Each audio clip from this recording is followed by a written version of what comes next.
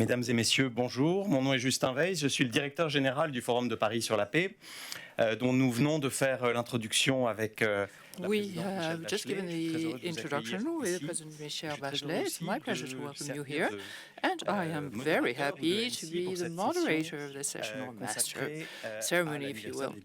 And this session will be dedicated to celebrating the 10th anniversary of the Paris Agreement on climate. So, we are lucky to have as guest Andrea Correa do Lago from Brazil, who is the chairman of COP30 to come in Brazil, and who is welcomed today by two of our ministers, Mrs. Monique Barrot, Minister for Ecological Transition, Biodiversity and International Negotiations on Climate and Nature, and Jean-Noël Barrot, Minister for Europe and Foreign Affairs. We're also lucky to have among our guests Laurence Tubiana, who's the Chief Executive Officer of the European Climate Foundation. a également accepté les fonctions de doyenne de Paris School of Climate, qui est actuellement. So talking about the Paris School of Climate, which is being created now at the Faculty of Political Sciences. Now I will give the floor to our Minister of Foreign Affairs, for Europe and Foreign Affairs, Jean-Noël Barrot. Ladies and gentlemen, Prime Minister, ladies and gentlemen, ministers, Madam Minister, Mr. Chairman, 10 years ago, on December the 12th, 2015, the Paris Agreement on Climate was adopted. And it was negotiated by 187 parties, and this agreement was a diplomatic prowess. I would like to pay tribute to all of those who made it possible. Heads of state, heads of government, diplomats, negotiators, members of respective parliaments, advocates and citizens, and my predecessor, Minister Laurent Fabius. The Paris Agreement is the first agreement with a universal calling, which mentions respect for nature and humanity. So it's about climate, food security, deforestation. So it sends us back to something that is essential to this form of multilateralism, to the service of peace.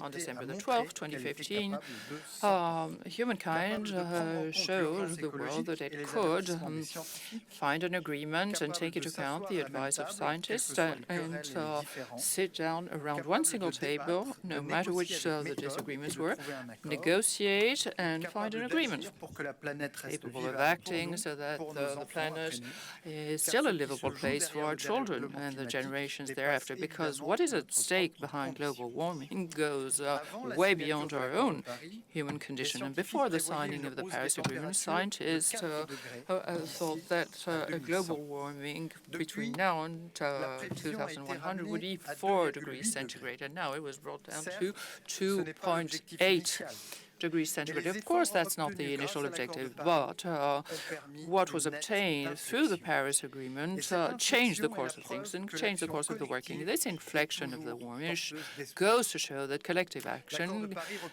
carries hope. The Paris Agreement is based on 3 pillars.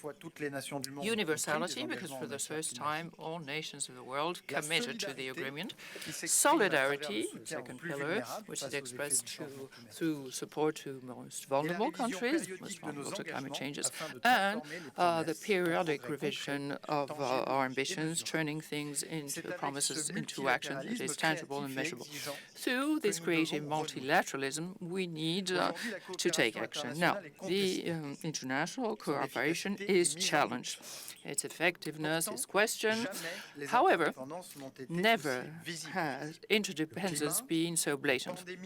Climate, global warming, pandemics, biodiversity, food security, and the challenges we face through artificial intelligence, no single state can face them alone. So we need to cooperate and cooperate better. The spirit of COP21 needs to show the spirit of multilateralism through the fourth pact that was launched here in 2023. The 4P gives meaning to international solidarity with a very simple message. No single country should have to choose between fighting against poverty and protecting the planet. Ladies and gentlemen, some say that multilateralism does no longer work. Well, these past years have shown the contrary.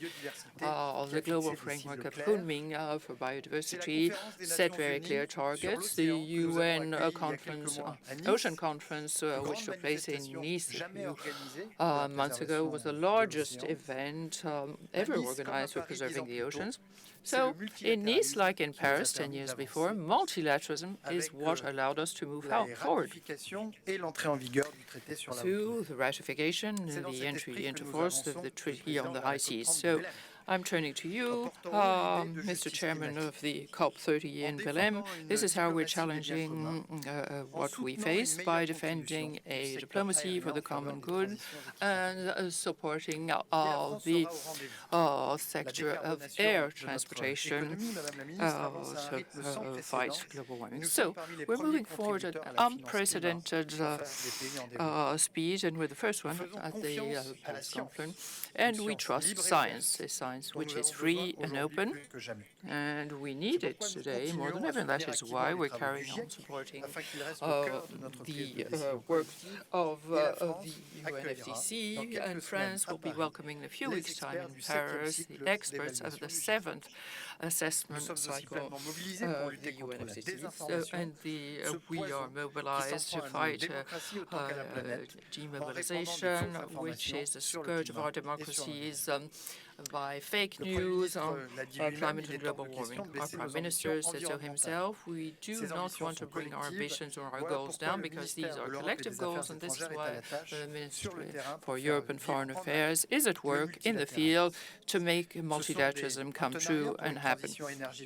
Through partnerships for a fair energy transition in South Africa, Indonesia, Vietnam, or Senegal under the aegis of the President of the French Republic, or small island states, which we support, the resilience of our populations, which we support in the event of natural disasters, and also we're talking about water, nutrition, and climate prevention. On all of these points, we defend our goals and objectives through the plan for action. As the President said before the UN, we need to act. We need to act faster, we need to act better, and we need to act together. We still have a choice. We have the choice of speeding things up, departing from fossil fuels, and increasing renewable energies, putting an end to deforestation, and transforming our economic models, investing in science, innovation, and solidarity.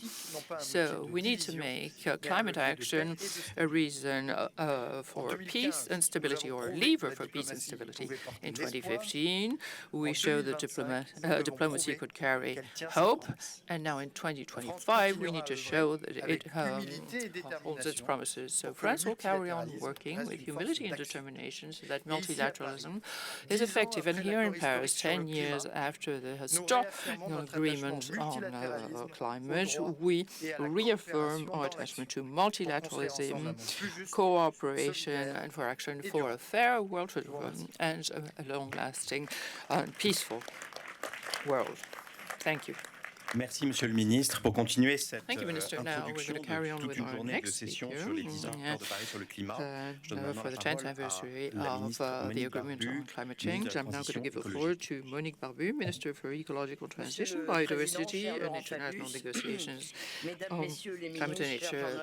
Mr. Chairman, Minister Laurent Fabius, dear Jean-Noël, Mr. Chairman of the COP30, dear André, and dear Laurence. I'm very happy to be here with you this morning, because some of you know today, in my previous capacity, I was special envoy for the organization of this same event. So it makes me really happy to be here as a speaker in this capacity, and I would like to thank Delphine Hérault, who took over from me after I stopped doing what I used to do a few weeks ago.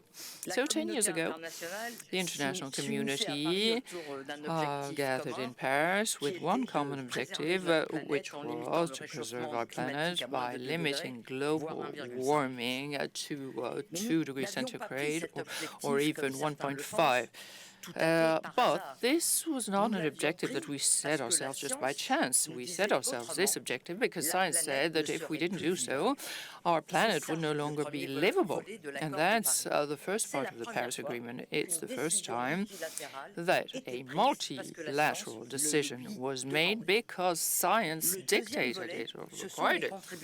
The second part was the nationally determined contributions, what we call NDCs. NDCs, no more sound. The interpreters would like to apologize. The sound has been cut. There seems to be a technical hitch. No more sound. The interpreters can no longer interpret because the sound has been lost. Please wait for a moment while we find a solution to the problem.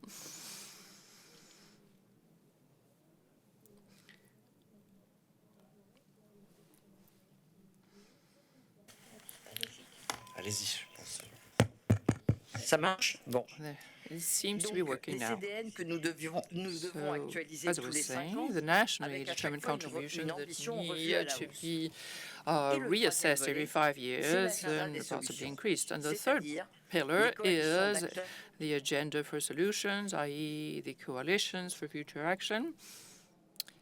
No more sound again.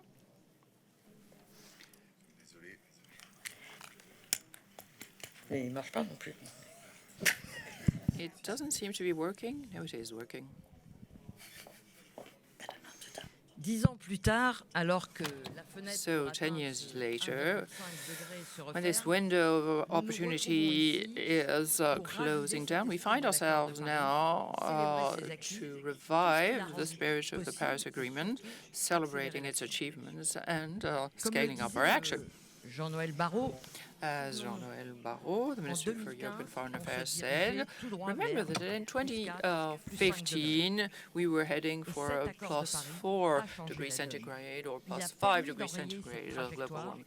Well, the agreement allowed us to keep things slightly under control and giving the international community a global compass. So the immediate consequence of this is the structural transformation of our economies. The Paris Agreement has showed that ecological transition provides a return and that a potential for economic growth exists, so as the creation of jobs. So it has provided innovation, mobilized different territories, civil society, and all of this focusing on one same thing, having a carbon-neutral environment and a fair transition. This is something that is happening all over the world now. But everybody probably noticed that we need to do more and move faster. And today, our objective is to speed up, keep track of what scientists say, and depart from fossil fuels. In less than 2 weeks, we will be inaugurating the COP30 in Belém, at the heart of the Amazonia in Brazil. And this is a good opportunity for us to revive our ambitions and transform this global commitment, which is absolutely necessary to protect populations in the most vulnerable ecosystems. With our European partners, we will provide a new nationally determined contribution that is rooted in science and in line with the 1.5 cap on global warming. Dubai and the COP28 were quite successful, quite obviously, but they're only worthwhile if we turn this into tangible actions through public policies that are concrete and with realistic calendars for their implementation. So that's why today we set ourselves 3 main priorities to scale things up and 3 main levers to keep the Paris promises alive. Reducing methane emissions, well, this is something that hasn't been mentioned so often to the day, whereas methane gas accounts for close to 30% of gas emissions today. And because of its short life cycle, we have the opportunity to move fast and at a cost that is not so high. Second objective, departing from coal. which is the most polluting one. And we have to support large emerging countries to move towards new energy sources, and this is what we call transition or fair transition partnerships. And lastly, solutions found in nature or based on nature, it seems quite obvious, but without respect for nature, there is no strategy for climate transition. Restoring nature allows us to keep our planet livable. We need to restore degraded land and fight deforestation and protect life. Limiting GHGs, greenhouse effect gases, and preserving biodiversity are things that go hand in hand, because we need to keep our natural carbon pools like the ocean, forests, and ecosystems. And that is what France is doing through very concrete multilateralism and a diplomacy based on projects and coalitions that have become concrete, like the One Forest Summit, One Water Summit, One Ocean, and with UNOC in June last. Ladies and gentlemen, these past 10 years were like a wake-up call for climate, and now we're moving into a very decisive stage. The next 10 years must allow us to reduce drastically our gas emissions, including methane emissions, and moving away from coal as an energy source, and building an economy that is fair and solid and based on solidarity. And this is not in the hands of a single government or a single generation. It's a global objective. So 10 years after the Paris Agreement, let me remind you that action for climate goes hand in hand with peace, justice, and global development. So I wish you all of you, ladies and gentlemen, very fruitful exchanges and very committed exchanges all through the day and all through these 2 days. And I wish that all of us can make climate change not a constraint, but a project for the future that will carry growth along with it. Thank you for your attention. Merci, Madame la Ministre. La parole est maintenant Thank you, Madam Minister. I now give the floor to His Excellency Ambassador André Correa de Lange, the chairman of COP30, to come in Brazil. Thank you, and good morning to all of you, ladies and gentlemen. Madam Minister, it's a pleasure to be here. And, Mr. Minister, I'm really happy and honored to be here with Mr. Laurent Tubiana, who was chairing over the circle of different chairpersons of the COP created by Brazil in preparation of the COP30, and Mr. Babayev, the chairman of COP29, is here with us today. We also have Laurence Tubiana, the special envoy for Europe to the COP30. So it's in a general framework of friendship that we are holding this event today. Quite obviously, there are high expectations as to the upcoming COP in Belém, and I think President Lula is fully aware of this. This forum touches upon subject matters that are of the most interest to President Lula, and I think he associates very, very closely the issue of climate change and global warming with fighting poverty, ensuring fairness, and reinforcing development and multilateralism, which are both very important in his eyes. We hope that in Belém we'll have very important results achieved, not only in the mitigation of global warming, which is essential, as Minister very rightly said, but we hope to have a COP that will provide better adaptation. Adaptation was always slightly left by the wayside, and I think we need to bring it back to the core role it is supposed to play. Secondly, our relation to nature. I've been very happy to hear what the previous speakers have said. To focus on finding solutions based on nature is essential, and I think we'll also have interesting things to work on in this respect, and we need to find solutions. Because this COP is meant to be a COP for implementation. We need to show that there are solutions which exist. We have solutions, technical solutions. We have mandates to implement them because so many decisions have already been made in the framework of the Paris Agreement that show that it has been successful, and this has been said here. But we also need to show that the structure created by the agreement is one that can be useful, that we need to use. I think the public at large needs to understand that we have a collective mandate, all of us, and that we need to be guided by science, which what seems to be very obvious today still needs to be repeated and reinforced, and science needs to be the beacon. It's my great pleasure now to listen to the different speakers. I'm going to listen to all of the good pieces of advice given to us ahead of Belém. So it's never too late to learn, and I will be happy to have all of your help and advice, and I thank you beforehand for it. Thank you so much, Chairman. There will be a session later on this afternoon with the Chairman of COP21, Mr. Laurence Fabius, who is here with us today, as well as with the Chairman of the COPs 22, 24, and 29. I'm sure you know their names. And I'm very happy in closing this introductory session to be giving the floor to Laurence Tubiana, Director General for the European Commission, a special envoy of the Brazilian presidency of the upcoming COP.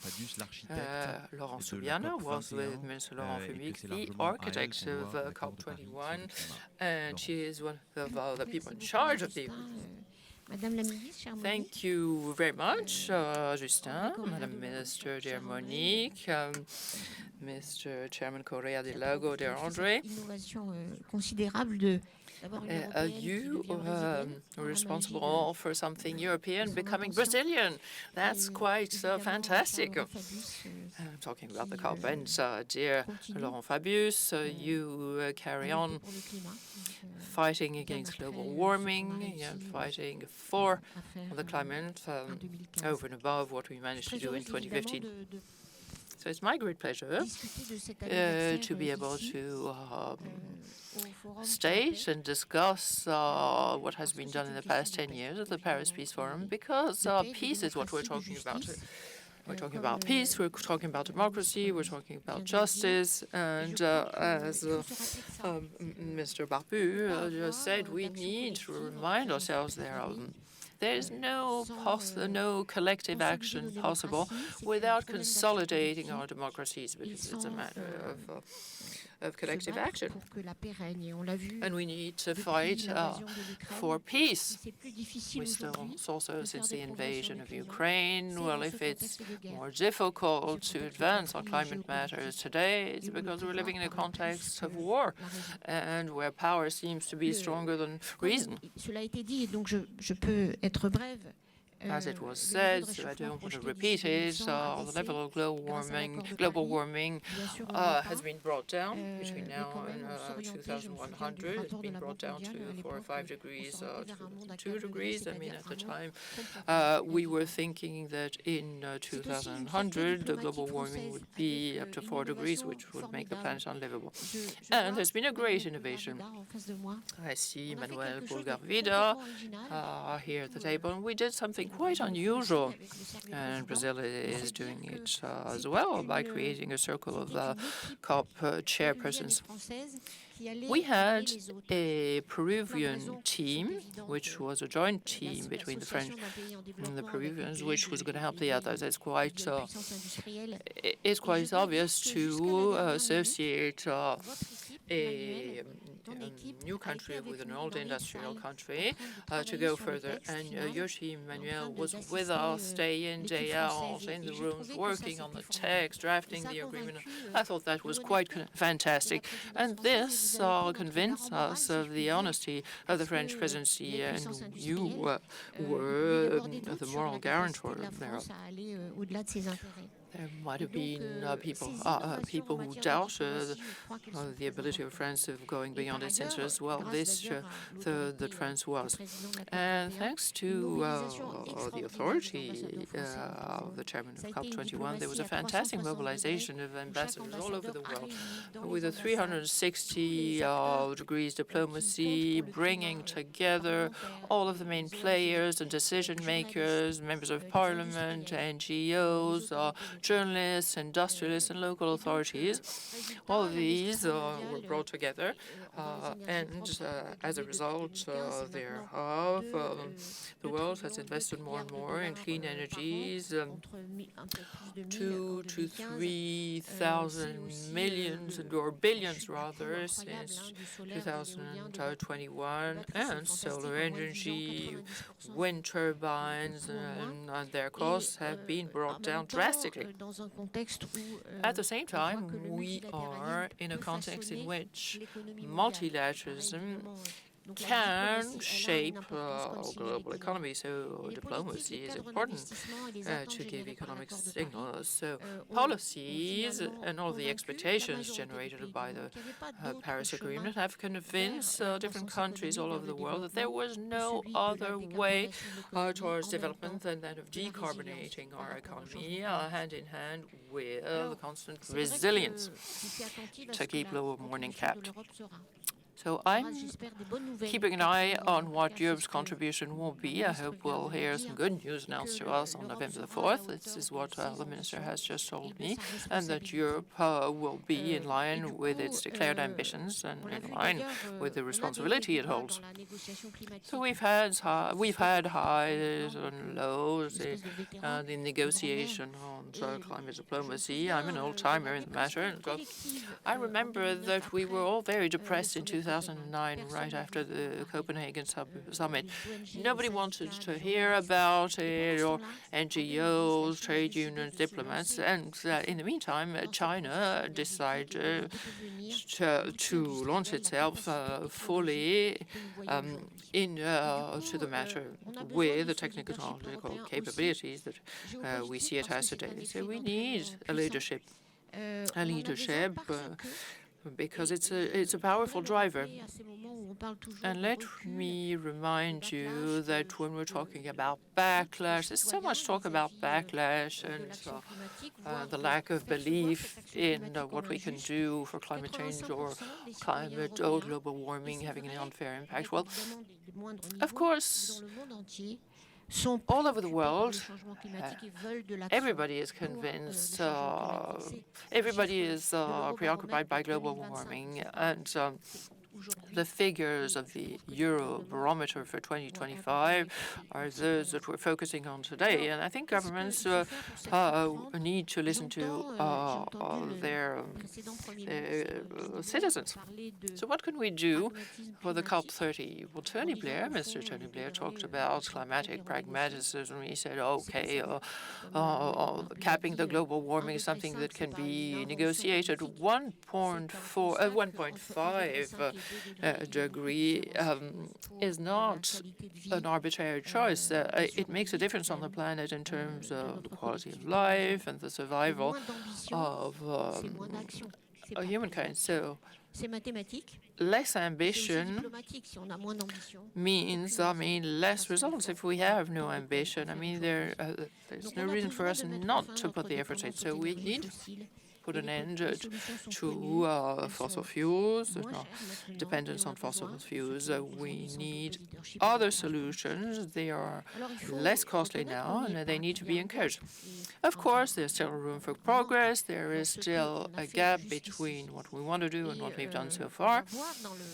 And we're going to see in the next report that was just published yesterday by the Secretary of the UN Convention on Climate Change goes to show that there needs to be a lot done still. And the article in the Lancet has shown that 500,000 people have died from heat waves. Natural disasters have given way to economic losses that cannot be assessed, and close to $400,000 have been the cost paid for national disasters. These are the insurance companies that have given us the figures. So where can things be improved? Well, France with Kenya has set up a task force that I am chairing over. And the idea was to implement the principle of polluter pays. And France and Kenya in particular are putting forward the idea with Spain now, and over 9 countries have joined the group, and I think a greater number of countries will join this ambition at the next COP30. Air travelers in business classes and first classes need to contribute more. The users of private jets need to contribute more. And of course, there's this idea of methane. Methane gases that were mentioned by Monique Barbu, and a club of procurement, a procurement club with global buyers. I think this is a good thing, and I think that methane needs to be something we get out of the COP30. Then deforestation and the action for forests, the TFFF, is a very important element, allowing us to understand how we can generate returns through public investment and private equity to restore land and protect forests. And we know how important that is to fight global warming. And then lastly, the Paris Agreement. You probably remember, for those of you who were there, the Paris Agreement had 4 pillars: nationally determined contributions, the affirmation of national sovereignty and the model of development chosen, and the rules in the Paris Agreement that need to be abided by. Then there was this idea that for the first time, other stakeholders and other players needed to be brought into the International Concert of Nations. Local players, businesses, and the main players in finance. Well, these 4 pillars still need to be reinforced, and that is the objective of the Brazilian chairmanship, to turn the agenda into a real implementation of the different actions to be carried out, their assessment, monitoring. Local players need to be included in the forum for the implementation of the decisions, and businesses need to walk the talk. They need to do better than their declarations. The world of finance, in spite of the backlash that we've noticed under the current U.S. presidency, need to look into what needs to be done in the long run and need to resist the short-term pressure. The insurance sector, which was just mentioned with André, is going to have an important role to play as well. So, lastly, what I wanted to say is that with the Paris Agreement, there was a before and there is an after. Of course, there are highs and lows in our action for climate. We're living in difficult times through conflicts, and the economy of the 21st, the economy of the 19th century is a die-hard economy. So we have to move on to another cycle based on ambition. Yes, it is difficult, of course. Yes, it is conflictual, of course. We don't necessarily agree. We have a great country, a great president and vice chairman who would be happy to see the death of the Paris Agreement. Well, in Belém, the world needs to get together and prepare for a new cycle of ambition, and I'm sure that the Brazilian chairmanship is well placed to do so. Thank you for your attention. Merci beaucoup, Laurence. Thank you very much, Laurence. You were the last speaker of our introductory session, and we're moving on to the roundtable discussion on methane. Thank you.